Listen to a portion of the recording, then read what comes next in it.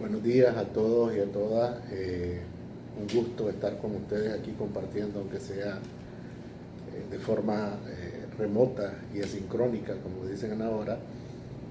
Mi nombre es Gerardo Hernández, algunos ya me conocen. Revisé la lista y me alegra mucho y me es muy grato ver una serie de nombres de personas que conozco y con quienes ya hemos compartido en otros cursos y en otras ocasiones. Y claro que me alegra de sobremanera ver que seguimos en este esfuerzo de prepararnos siempre de la mejor forma para servir a nuestros clientes o a nuestros usuarios, en el caso de los funcionarios. Y que a pesar de todas estas dificultades, toda esta pandemia y todo este cúmulo de circunstancias que nos ha tocado enfrentar, seguimos empeñados en perfeccionar nuestros conocimientos y seguir adelante en ese proceso de aprendizaje que nunca termina y que la verdad es que nunca debería de terminar.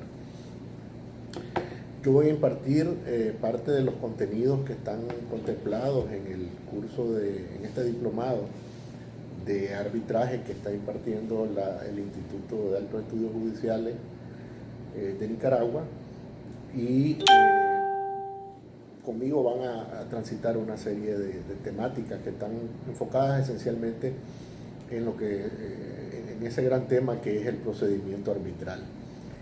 En relación al tema de la metodología y de la plataforma no voy a abundar mucho, porque yo sé que ya recibieron el módulo de inducción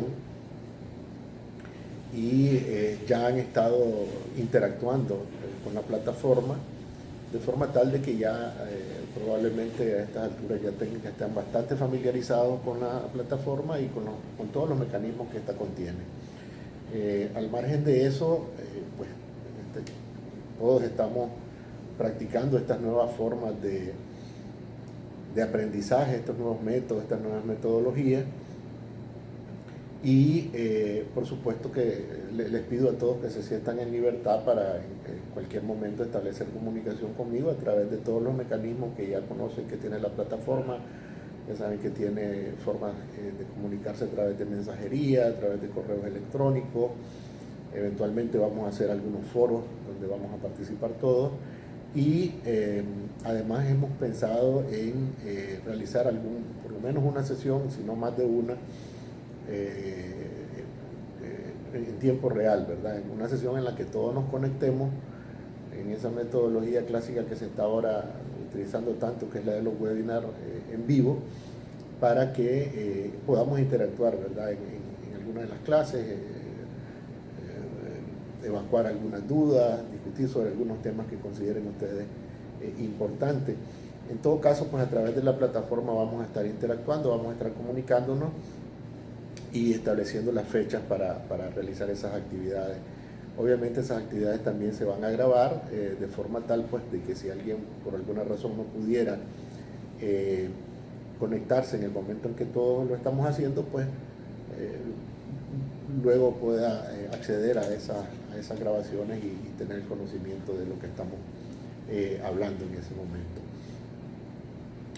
Haber dicho eso, en relación a los temas que yo voy a abordar, como he dicho, la parte más relevante es la parte de lo que es de procedimiento, de todo el procedimiento arbitral.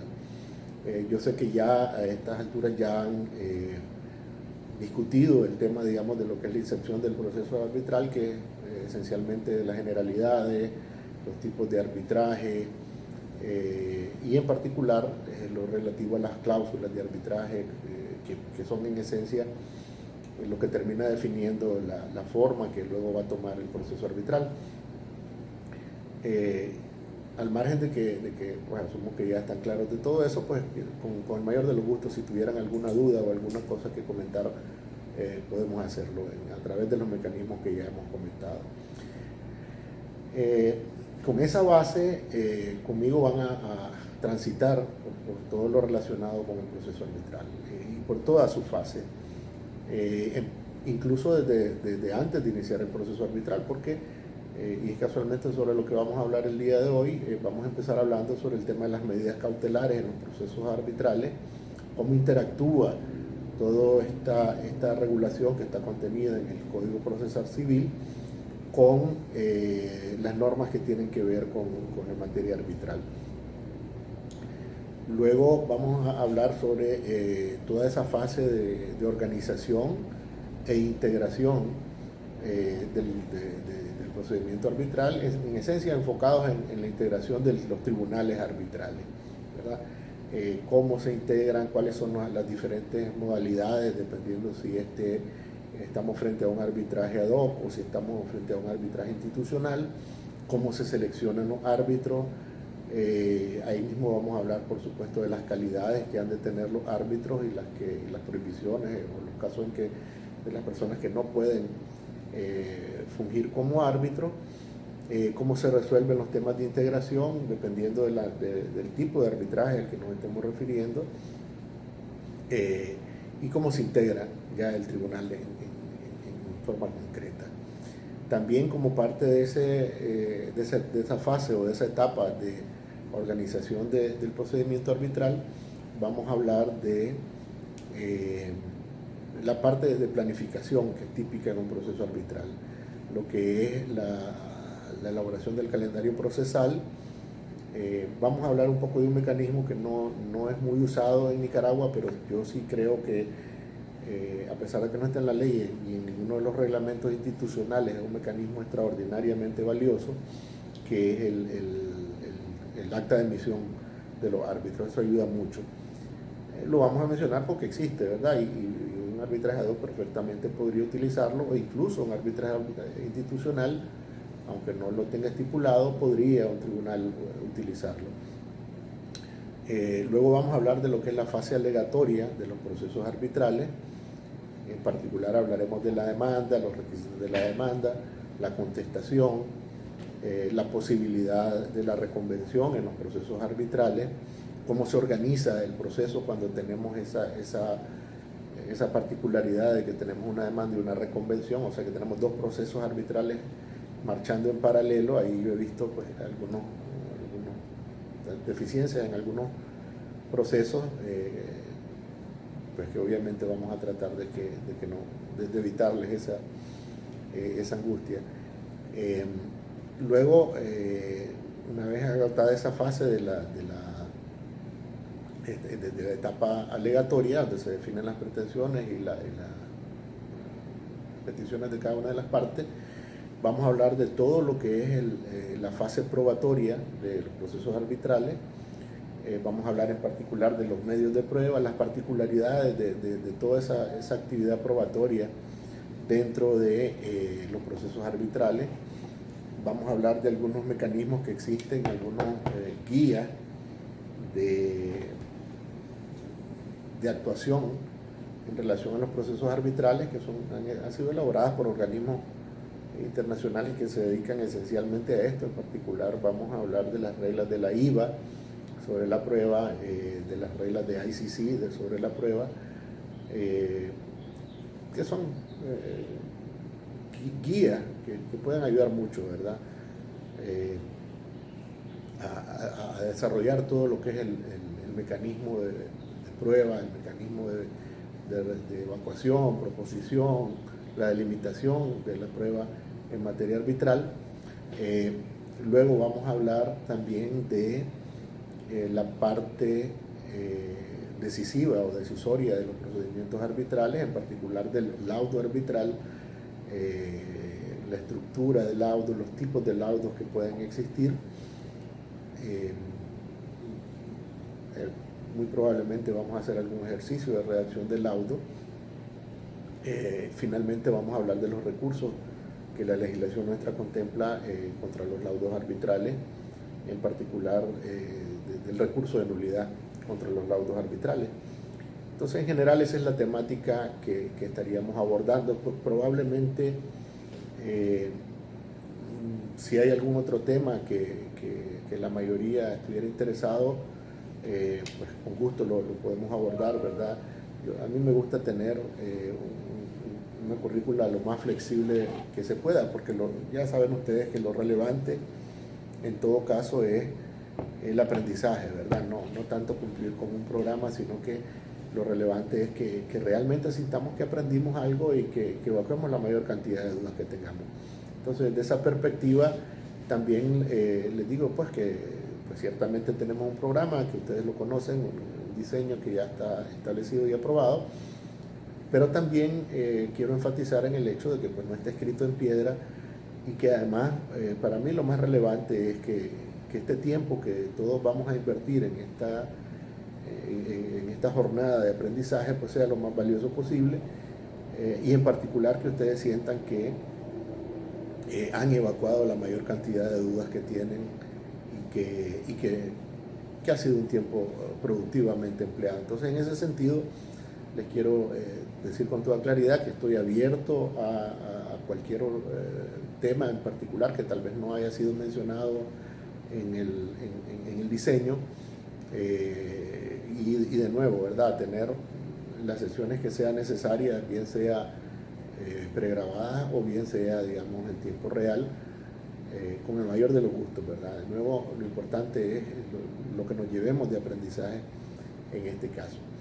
En relación a los temas que vamos a abordar el día de hoy, vamos a abordar dos temas en particular.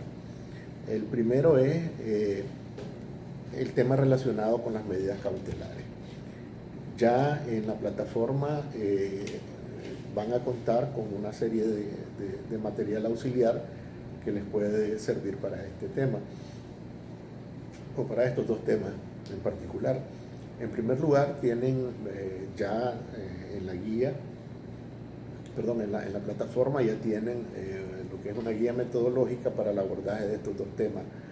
Ella contiene, digamos, unas orientaciones metodológicas para leer en primer lugar unos textos que la mayoría están ahí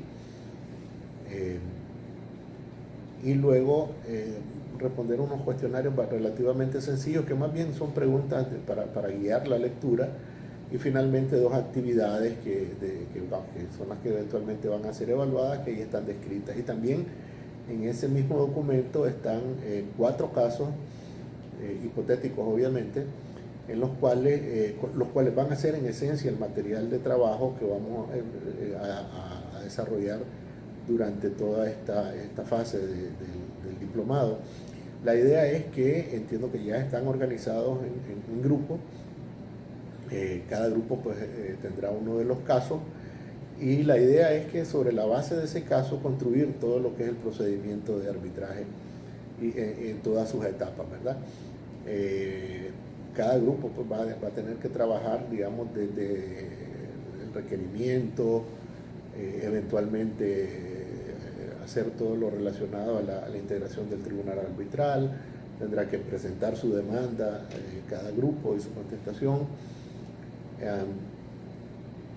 y luego pues preparar las pruebas, proponer las pruebas, hacer la evacuación y probablemente vamos a tener un par de sesiones simuladas, ¿verdad? De las audiencias arbitrales.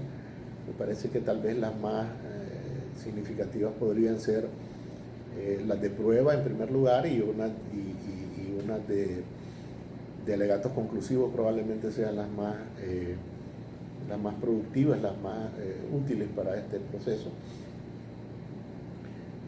Y esa es en esencia la metodología que vamos a seguir. Entonces cada quien, como les decía, cada grupo, perdón, tendrá ese caso y la idea es que ese caso irlo nutriendo de todas esas fases hasta que lleguemos a dictar el laudo de ese caso. Entonces, obviamente en el planteamiento de los casos están nada más los elementos más generales, ¿verdad?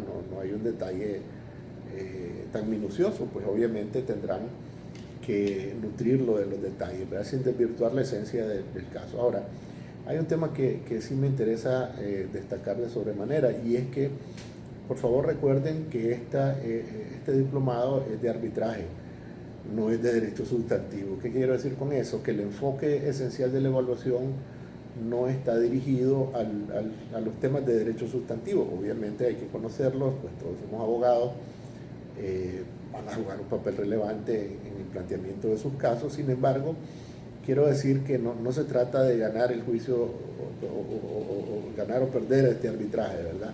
Sino que lo importante es el procedimiento, la forma. Recuerden que todas las normas de arbitraje, al igual que las normas de procedimiento civil, son normas de derecho adjetivo, no son normas de derecho sustantivo. Entonces, desde ese punto de vista, Lo esencial en este curso, en este diplomado, es el enfoque que tenemos que dar a las normas de procedimiento, a las normas de arbitraje. Por supuesto que tienen que leer todo, y esa es, digamos, una lectura obligatoria para todo el curso, es la ley de arbitraje, lo esencial, y una serie de instrumentos que son muy útiles realmente, aunque no son ley de la República, no son normas específicas, pero que sí son utilizados en todos los foros de arbitraje del mundo, en todos los países donde se practica el arbitraje han sido utilizados porque han demostrado ser muy prácticos. Me refiero, por ejemplo, a las reglas de la IVA, hay una serie de reglas de ICC para mejorar la eficiencia, los costos y los tiempos en materia arbitral, que de nuevo pues son una especie de soft law, son una especie de guías que sin ser ley pueden ser adoptadas por los árbitros y propuestas por las partes para que el arbitraje se desarrolle de una forma más eficiente, más segura y mucho más rápida, ¿verdad? Hay otra serie de lecturas que probablemente son complementarias, ¿verdad? Que tienen que ver con ciertas especificidades. En esta última periodo que hemos enfrentado de pandemia, también han proliferado guías para el desarrollo de los procedimientos arbitrales de forma remota o en línea, ¿verdad? A mí me place mucho decir que en Nicaragua, a diferencia de algunos países de Centroamérica, hemos seguido haciendo arbitraje a pesar de la pandemia. Hemos seguido realizando las audiencias de forma remota, hemos seguido dictando los laudos, hemos seguido el procedimiento arbitral tal cual, lo único que de forma ahora virtual, y ha funcionado definitivamente. En algunos países, por ejemplo en Honduras, durante prácticamente 5 o 6 meses, todos los procedimientos arbitrales se paralizaron porque pues, no lograron adaptarse a esa época. Entonces, sí hay una serie de normas que están relacionadas con esos temas que, a pesar de no ser el foco, digamos, de este diplomado, también las voy a poner a disposición en la plataforma para que ustedes las conozcan y vean, digamos, cómo se hace eso para cuando eventualmente tuvieran que hacerlo. Haber dicho eso, vamos a empezar a hablar un poco del tema que nos va a ocupar el día de hoy. Y el tema al que nos vamos a referir en particular, el primero se refiere a las medidas cautelares en el contexto de los procesos arbitrales. Este es un tema muy interesante porque a pesar de que está establecido en la ley de arbitraje, la ley 540, desde que se creó, y luego con el Código Procesal Civil relativamente nuevo que tenemos, también se reafirmó en esencia lo que ya se había dicho en la ley 540.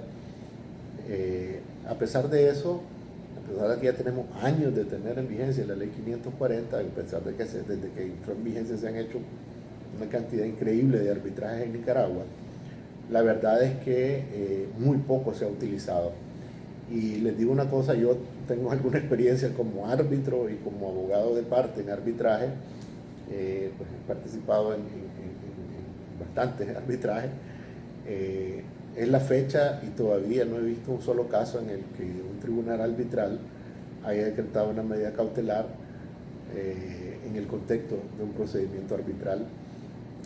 Y muy pocos casos he visto en los cuales se ha decretado una medida cautelar en sede judicial y luego se ha bonificado, como solemos decir, con una demanda arbitral.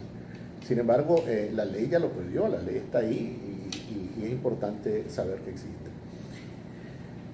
En primer lugar, yo quería poner un poco de contexto para hablar de las medidas cautelares dentro del procedimiento arbitral. ¿Y por qué digo poner un poco de contexto? Porque a pesar de que el Código Procesal Civil pues ya tiene unos cuantos años de estar en vigencia, la verdad es que todavía no nos hemos apropiado de las particularidades y del cambio de mentalidad que contiene en sí este Código de Procedimientos Civiles. En primer lugar, tenemos que tener absoluta claridad de la finalidad de las medidas cautelares. Y digo esto porque la mayoría de los que practicamos ya durante muchos años el código, el difunto PR, normalmente vimos las medidas cautelares como un arma arrojadiza, vimos las medidas cautelares como un mecanismo de presión, como un mecanismo para ahogar al adversario y ganar el juicio antes de tiempo. La verdad es que siempre se ha dicho, es la naturaleza de las medidas cautelares, no es paralizar e inmovilizar al adversario. La verdadera naturaleza de las medidas cautelares es garantizar las resultas del proceso. Esa es su naturaleza, esa es la verdadera finalidad de las medidas cautelares. Y digo esto ¿por qué? Porque ahora con las nuevas regulaciones que establece el Código de Procedimiento Civil, eso se vuelve un factor relevante a la hora de decretar o no las medidas cautelares. Por ejemplo, vamos a demandar a una empresa que sabemos que es una empresa que está claramente establecida, que tiene bienes en el país, una empresa seria, una empresa que no va a cerrar el negocio al filo de la madrugada y no va a salir huyendo con sus bienes. Y vamos a presentar una demanda con una acción de pago por un monto que es relativamente pequeño en relación al patrimonio de esta entidad o de esta empresa. Entonces, lo primero que asumimos es que, bueno, vamos a pedir un embargo. Pero, de repente, con el nuevo enfoque que tienen las medidas cautelares, hay que preguntarse si es necesario ese embargo. ¿Por qué? Porque probablemente, si se surgiera una sentencia favorable a la parte actora, el demandado pues simplemente va a cumplir con el pago de esa prestación. Entonces, desde ese enfoque, la medida cautelar del embargo no tiene razón de ser. No tiene razón de ser, ¿por qué? Porque no cumple la finalidad para la cual está destinada, que es garantizar las resultas del proceso. ¿Por qué? Porque no es necesario. Entonces, desde ese punto de vista, hay definitivamente un nuevo enfoque de lo que son las medidas cautelares.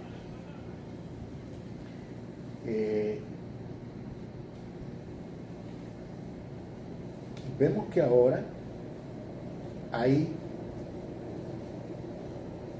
dos elementos, o tres elementos diría yo, que son extraordinariamente importantes en relación a las medidas cautelares y que son en esencia requisitos que deben de cumplirse para que un juez las decrete. En primer lugar, debe de existir lo que llamamos la apariencia de buen derecho. Y ese es un tema delicadísimo.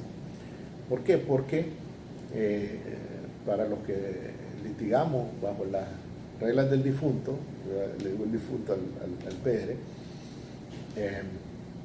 recordarán que solo bastaba decir, tengo fundado temor a que el deudor pues no cumpla, pues nada más uno delineaba un cuento, bastaba que uno dijera pues me debe X cantidad de dinero o lo que fuera, y ya pues había suficiente razón para decretar la medida cautelar. El Código de Procedimiento Civil, y esto no es nuevo de nuestro código, ¿verdad? Esto es una tendencia mundial desde hace muchos años, desde el Código Modelo de Couture, luego copiado por la Ley de Enjuiciamiento Civil española, luego por los hondureños y luego por nosotros que seguimos esa nueva vertiente. Entonces, lo primero que hay que convencer al juez es que existe, y fíjense que ese es el concepto, apariencia de buen derecho. Significa que debemos convencer de que existen algunos elementos básicos que dan unos indicios de que ese derecho que pretendemos reclamar eventualmente en juicio existe y que merece ser tutelado. Normalmente, y ahí es un equilibrio bien interesante, porque no es que tenemos que demostrar de forma absoluta y plena la existencia del derecho, porque bueno, ese es precisamente el objeto del proceso, sino que debemos de convencer al juez de que al menos existe la apariencia del buen derecho. Normalmente eso lo vamos a lograr con alguna prueba documental. Por ejemplo, si fuera contractual, pues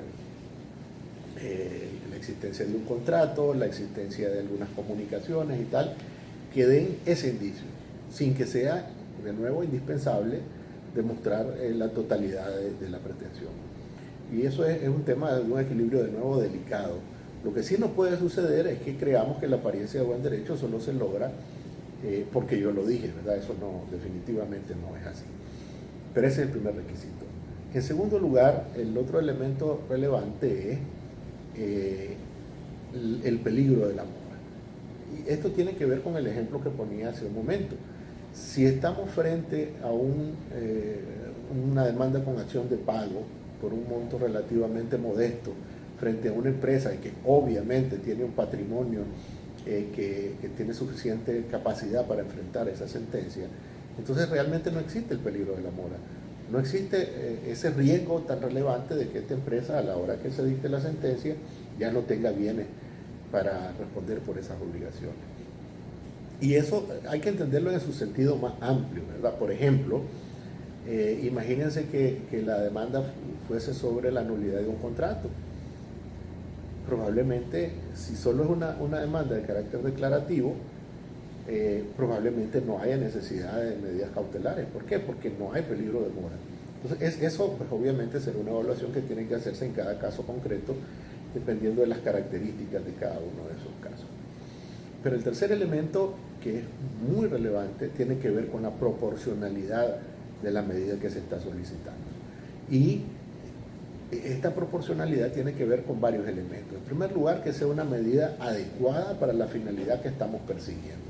Por poner un ejemplo, si yo lo que estoy pidiendo es la nulidad de un contrato, probablemente un embargo no sea la medida cautelar adecuada para garantizar las resultas de ese proceso, porque estamos muy probablemente frente a una acción declarativa. Si lo que quiero es una acción de pago, una intervención, por supuesto que no se justifica desde ningún punto de vista una intervención judicial. Entonces, depende en primer lugar de la naturaleza, pero en segundo lugar el tema de la proporcionalidad. ¿Por qué? Porque la medida debe de ser adecuada a la finalidad que se persigue y debe ser la medida menos gravosa posible. Por ejemplo, si pretendemos garantizar el pago de una obligación, podría, ante la posibilidad de pedir un embargo en las cuentas de banco del deudor, supongamos que fuese una empresa, obviamente, habría que valorar, el juez, ¿verdad?, debería de valorar si esa medida realmente es adecuada, proporcional, y si más bien no puede ser sustituida por otra medida que cumpla la misma finalidad, pero sin afectar en esencia la operación de la empresa. Entonces son elementos que se tienen que valorar. De nuevo, son elementos que probablemente antes no valorábamos de sobremanera. Antes bastaba, digamos, una afirmación bastante sencilla para que decretáramos la medida, sin embargo ahora no. Entonces ese es el primer elemento. No basta solicitar la medida cautelar. Hay que convencer, hay que presentar pruebas necesarias para demostrar que esos requisitos sean cumplidos, porque si no, la resolución del juez debería de ser no decretar esa medida cautelar. El otro elemento relacionado a este tema de las medidas cautelares es el procedimiento, o mejor dicho, los procedimientos para decretar las medidas cautelares. Y esto es importante porque luego vamos a ver cómo se modifica, ¿verdad? O se particulariza ya en el contexto de los procedimientos arbitrales. En primer lugar, ya no debería de ser como era antes, ¿verdad? Porque luego ustedes tendrán oportunidad de ir al detalle, pero saben que ahora hay en esencia dos procedimientos para decretar las medidas cautelares. El primero, que es el procedimiento que debe de seguirse por regla general, es el procedimiento mediante el cual el juez debe de realizar una audiencia en la cual se discutan las medidas cautelares y el juez decida si se decretan o no se decretan. Esto significa que hay que oír a la parte contraria. A algunos nos parece herejía y dentro del contexto del código anterior, pues considerábamos que era inaudito, ¿verdad? Que cómo era posible que el deudor tuviera conocimiento de las medidas cautelares que íbamos a ejecutar en su contra. Pues sí, debe de tenerlo. Esa debe de ser la regla general. La regla general es que si se solicita una medida cautelar, el juez debería de convocar a una audiencia, principio de contradicción de las partes, principio del derecho a la defensa, escuchar las pretensiones de la parte que solicita la medida, escuchar las defensas de la parte que se opone a ella o de la parte que va a sufrirla y tomar las decisiones adecuadas. Y ahí el juez tiene un papel súper relevante. En primer lugar, porque obviamente va a tener la capacidad de decidir si se aplica o no la medida, pero incluso tiene la posibilidad de atenuar, de cambiar, de modificar la medida que ha sido solicitada, dependiendo, digamos, de ese debate que se ha generado.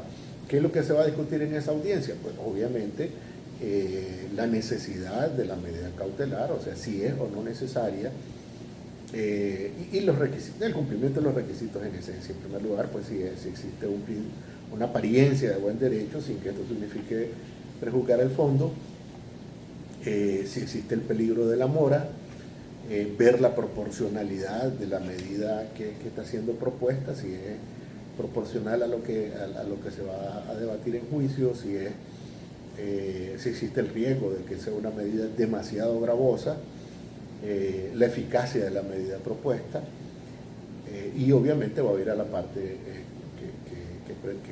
que tendría que sufrir la medida. Y esta parte también podría, dentro del contexto de esa audiencia, pedir o proponer, digamos, medidas alternativas que fueran menos gravosas y que cumplieran con la finalidad de las medidas cautelares. Por ejemplo, una parte perfectamente podría pedir que en vez de que se decrete un embargo sobre las cuentas de banco de la empresa, podría proponer una garantía real. Supongamos que la empresa tiene un inmueble que está libre de gravamen, perfectamente podría proponer que se constituya una garantía sobre ese inmueble para demostrar que tiene las intenciones de pagar si la sentencia le fuera desfavorable. O incluso simplemente debería de ser posible, por ejemplo, que una entidad que está, sobre la cual se están pidiendo medidas cautelares dijera, bueno, nosotros nos obligamos a no disponer de este bien durante el proceso esté vigente, porque en todo caso el valor de ese bien respondería por las resultas del juicio. Entonces, de nuevo, es ese principio básico de contradicción que tiene el Código de Procedimiento, que implica que el juez debería de oír a ambas partes para que, bien instruido sobre las circunstancias del caso, pueda o no decretar la medida cautelar. Luego, pues si se decreta la medida cautelar, habrá que rendir fianza. La parte actora, la parte que solicita las medidas, tendría que rendir la correspondiente fianza, y luego, pues obviamente se podría pasar a la fase de ejecución de esas medidas. Esa es la regla general, ese es el deber ser por regla general. Hay una excepción a esa regla, que es el decreto de medidas cautelares sin audiencia a la parte contraria, ¿verdad? Este es un caso que debería de ser excepcional, debería de realizarse solo en casos en los que definitivamente el juez estuviera totalmente convencido de que poner en conocimiento a la parte contraria generaría un riesgo importante de inejecutabilidad de la medida. Eso solo en casos extraordinariamente excepcionales. Por ejemplo, imagínense que fuera un caso de nulidad de instrumento y reivindicación. Yo veo pocos casos conceptualmente en los que podría decretarse una medida cautelar de urgencia. ¿Por qué? Porque pues las propiedades no desaparecen, no desaparecen del mundo en un instante, y en todo caso pues una anotación preventiva es muy rápida de ejecutarse. Entonces, casos como puede ser, de nuevo, en cada caso habrá que valorarlo. Yo recuerdo que cuando hablábamos en el Código de Procedimiento actual, perdón, en el difunto se hablaba del embargo de taquilla, ¿verdad?, como uno de los casos de urgencia que se podía decretar o ejecutar una medida cautelar. Entonces aquí el juez tiene que ser extraordinariamente conservador a la hora de decretar una medida cautelar sin audiencia de la parte contraria. Ahora, esto es que sin audiencia de la parte contraria, lo que queremos decir es que sin audiencia previa. No significa que no se le va a oír en total, en absoluto en relación a la medida cautelar, porque en estos casos, pues si el juez, ojo, sigue convencido de que existen las mismas circunstancias, ¿verdad? Que existe la apariencia de buen derecho, que existe un extraordinario y urgente y grave peligro de mora, está convencido de la proporcionalidad de la medida, pero que además existe un riesgo muy, muy importante de que si se manda a oír a la parte contraria ya no va a ser posible ejecutar la medida. Entonces solo en esas circunstancias debería decretar la medida de urgencia sin audiencia previa a la parte contraria. Ahora, una vez que se ejecuta la medida, pues la parte contraria puede deducir oposición frente a esa medida y el juez tendría que convocar a una audiencia en la cual pues se va a debatir la conveniencia de mantener la medida o modificarla simplemente o declararla extinguida, ¿verdad? Pues esa audiencia debe decretarse a la brevedad y en esa audiencia pues de nuevo se oirán a las partes. En este caso pues tendría que verse primero a la parte que ha sufrido la medida, escuchar cuáles son los argumentos que tiene para que dependiendo de lo que pida, si la medida se levante, se modifique, se extinga, proponga una medida alternativa o cualquiera de las opciones, digamos, que podrían generarse dentro de ese contexto, y el juez debería de tomar una decisión. Entonces estos son en esencia los dos mecanismos o los dos procedimientos para el decreto o la adopción de medidas cautelares. De nuevo, resumiendo, el primer mecanismo, el primer procedimiento que debe ser el estándar, el procedimiento en el cual se escucha de previo a la parte que solicita, a ambas partes, perdón, y únicamente después de esa audiencia se decretan o no las medidas cautelares. Y el segundo procedimiento, que es un procedimiento de urgencia que debe de ser excepcional, que significa que por regla general no debería aplicarse, que es el procedimiento en el cual se decreta la medida cautelar sin audiencia previa, sin perjuicio que luego, una vez ejecutada la medida, se escucha a la parte que ha sufrido la medida y se convoca una audiencia para decidir el futuro de esa medida. Estos son los dos mecanismos o los dos procedimientos a través de los cuales se decretan las medidas cautelares. Ahora, el otro elemento que es también muy importante y muy interesante también, porque es una parte relativamente novedosa desde el punto de vista del Código de Procedimiento, es un tema totalmente antiguo desde el punto de vista del arbitraje, es el tipo de medidas cautelares que se pueden decretar. Y allí es extraordinariamente importante acordarnos de una cosa, y es que antes, en el Código de Procedimiento Civil, en el difunto, estábamos acostumbrados a decir que había 2 o 3 medidas cautelares, porque habíamos asumido, yo creo que tal vez no de la mejor forma, pero eso es lo que habíamos asumido, que existían un número clausus, una lista cerrada de medidas cautelares, ¿verdad? La verdad es que no, pues, y ahora ha quedado con mayor claridad establecido de que no existe una lista cerrada de medidas cautelares. En primer lugar, el código pues obviamente habla de una serie de medidas cautelares específicas, algunos viejos conocidos como el embargo preventivo, el secuestro, la intervención, la posición de sello,